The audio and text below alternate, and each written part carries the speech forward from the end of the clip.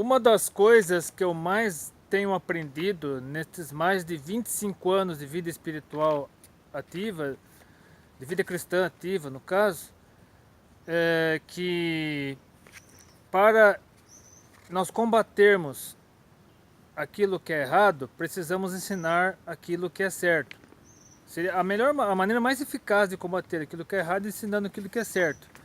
Só que nos primeiros anos da minha vida cristã, logo após minha conversão, eu me envolvi numa batalha, numa guerra entre tradicionais e pentecostais. E nessa batalha eu conheci algo chamado apologética.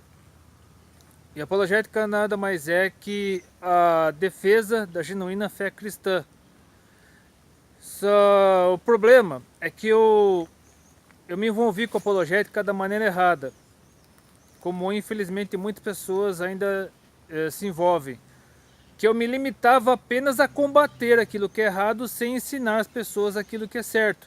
E por isso me tornei uma pessoa bastante antipática, até arrogante em muitos casos, sendo chamado de fariseu, hipócrita várias vezes. Eu me envolvi em várias brigas, várias discussões, bate-bocas mesmo.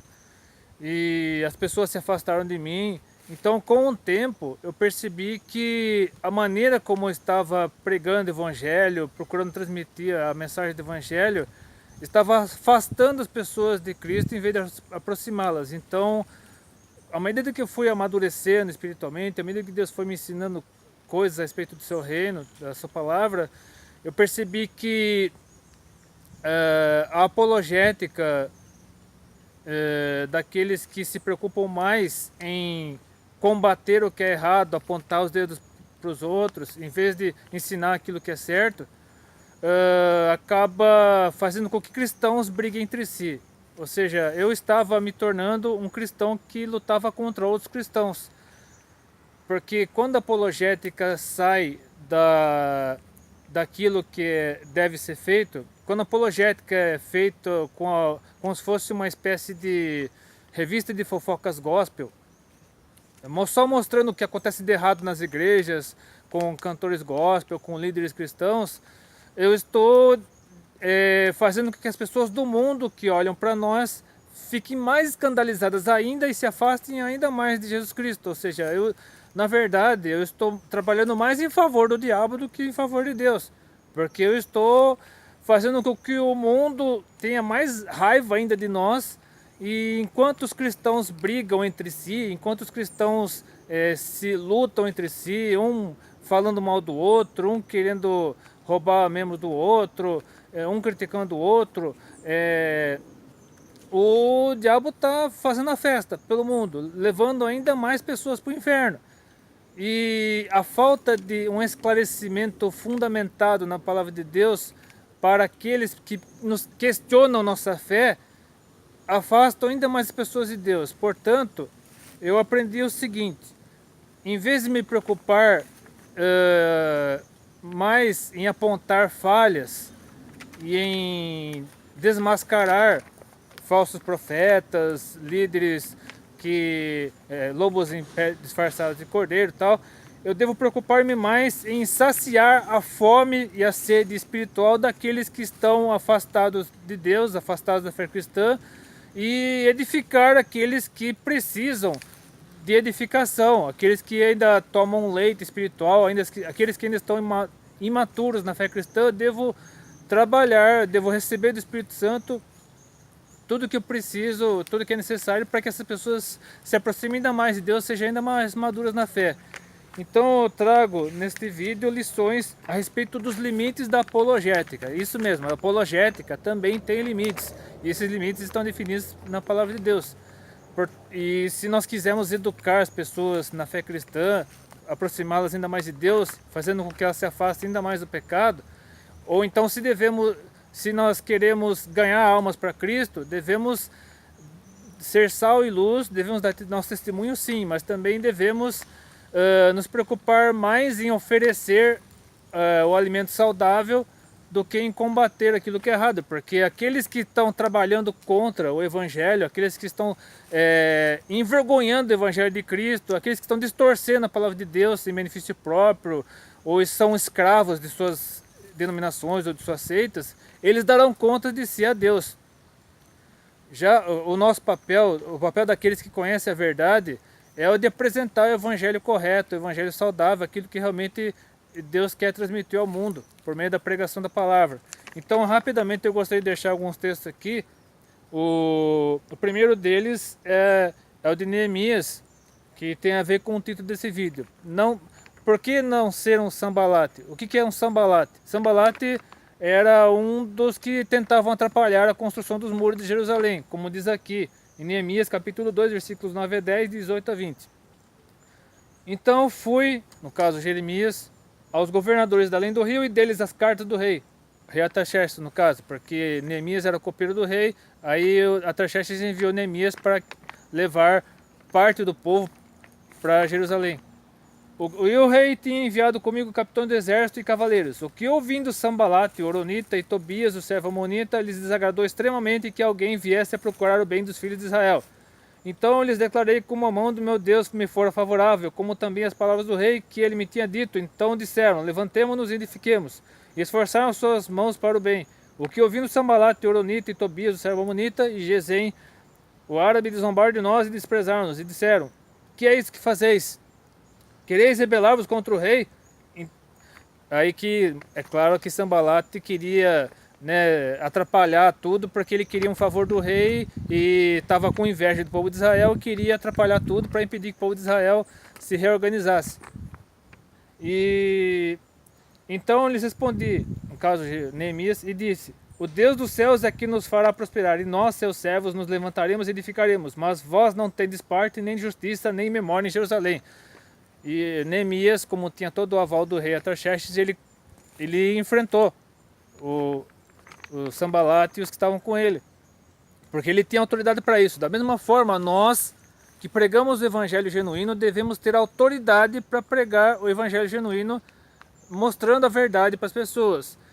A partir do momento que nós caímos em contradição ou nos preocupamos mais em apontar os dedos para outros cristãos, ainda que nossa intenção seja boa, mas o mundo vê isso e acha que os cristãos só se preocupam em apontar os dedos uns para os outros, que cristãos são pessoas fofoqueiras, são pessoas hipócritas, são pessoas que amargas, pessoas que só se preocupam em cuidar da vida alheia e tal, e não olham para si próprio e tal.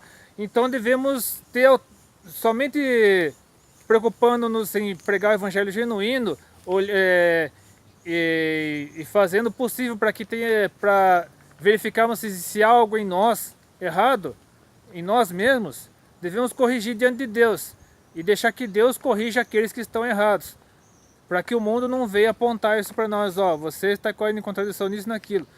E Neemias, como diz lá no outro trecho lá do livro, no capítulo 6, versículos 1 a 9, mostra a conclusão do trabalho lá de edificação do templo e Sambalate ainda querendo atrapalhar a construção do muro, no caso.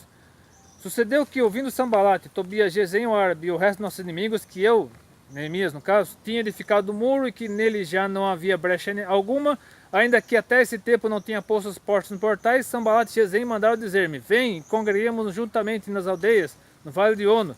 Porém, tentavam fazer-me mal. Ou seja, estavam preparando uma armadilha para Jeremias, para Neemias no caso.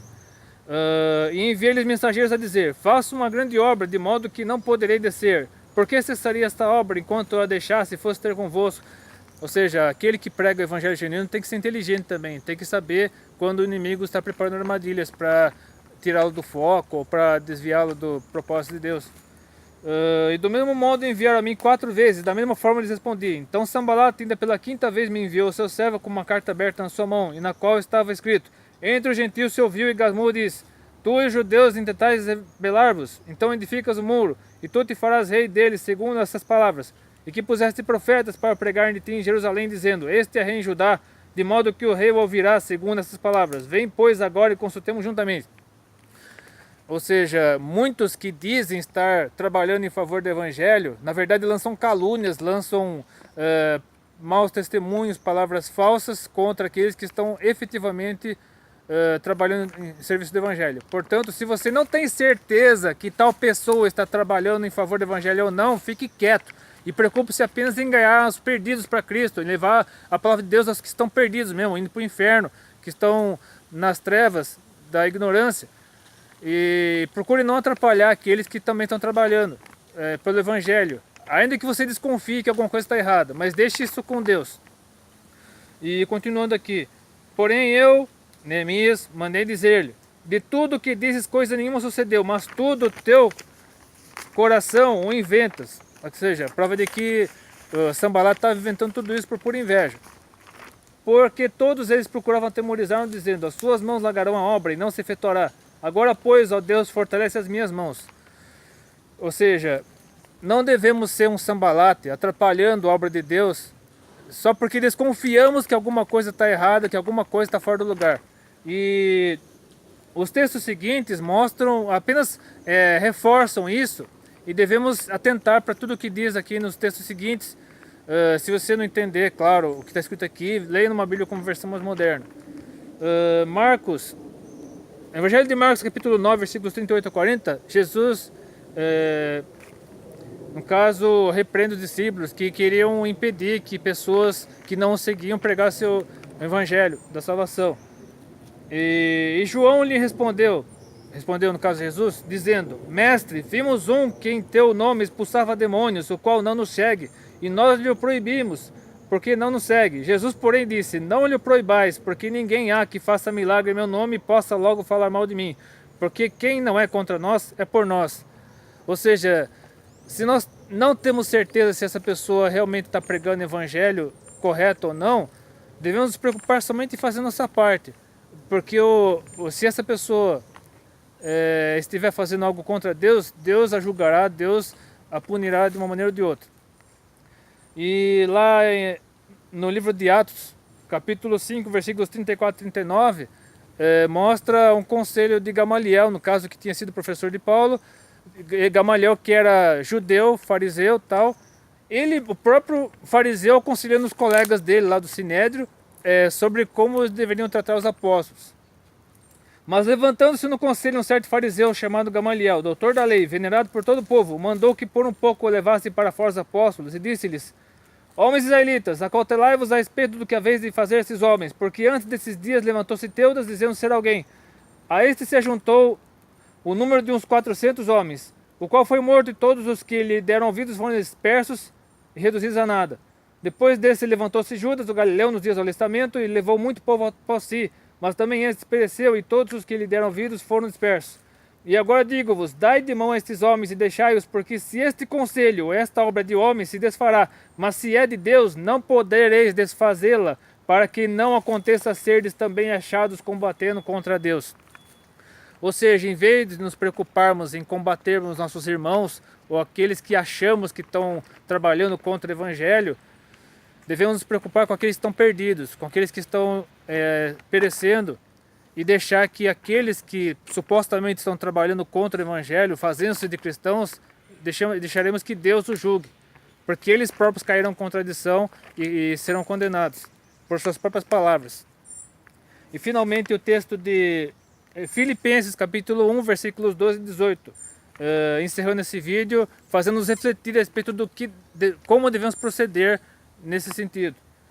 E quero, irmãos, que saibais que as coisas que me aconteceram, no caso aconteceram ao apóstolo Paulo, contribuíram para o maior proveito do Evangelho, de maneira que as minhas prisões em Cristo foram manifestas por toda a guarda pretoriana e por todos os demais lugares.